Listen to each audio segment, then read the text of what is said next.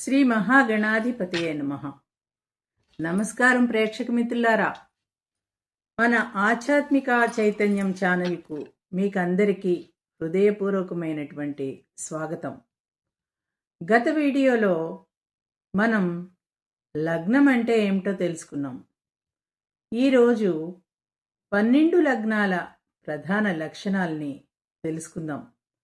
ఏ లగ్నం వారికి ఎలాంటి లక్షణాలు ఉంటాయో తెలుసుకుందాం. ఫస్ట్ లగ్నం మేషలగ్నం. మేషలగ్నం వారు ధైర్యం, నాయకత్వ లక్షణాలు, త్వరగా నిర్ణయాలు తీసుకునే స్వభావం కలిగి ఉంటారు.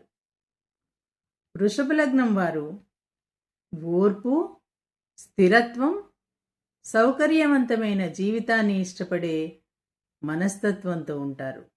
మరి మిథున లగ్నం వారు చురుకుదనం, మంచి సంభాషణ నైపుణ్యం, కొత్త విషయాలను నేర్చుకోవాలనే ఆసక్తి కలిగి ఉంటారు. మరి కర్కాటక లగ్నం వారు కుటుంబ ప్రేమ, సున్నితమైన మనసు, కరుణ కలిగి ఉంటారు. మరి సింహలగ్నం వారు ఆత్మవిశ్వాసం, నాయకత్వం, గౌరవాన్ని కోరుకునే స్వభావం కలిగి ఉంటారు.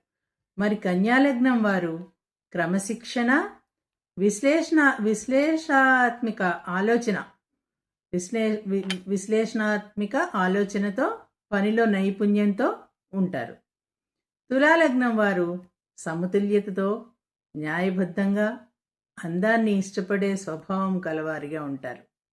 వృశ్చిక లగ్నం వారు పట్టుదల, రహస్య స్వభావం, బలమైన సంకల్పం కలిగి ఉంటారు.